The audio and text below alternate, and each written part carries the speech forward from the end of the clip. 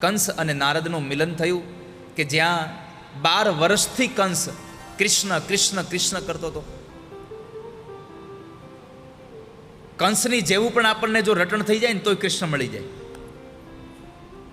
પોતાનો પડછાયો કાળો જોઈ જાય ને તો એમ થાય કૃષ્ણ આવ્યો.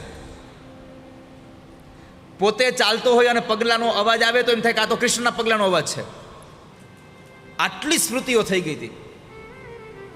મહાપુરુષો એટલી બધી એક તત્વની વાત કરે છે કે જે માણસને પોતાનું મન જેમાં ફસાયું હોય ને એને જ એનું તત્વાધાન બતાવી દો, એને જ એનું તત્વ બનાવી દો.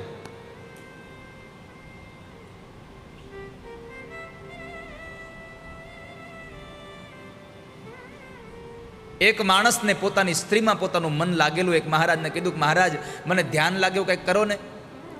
તો કે ધ્યાનમાં આમ કરવું પડે કે એમ નહીં થાય. કેમ? તો કે મને મારા પત્નીના જ નકરા વિચારો આવ્યા કરે છે.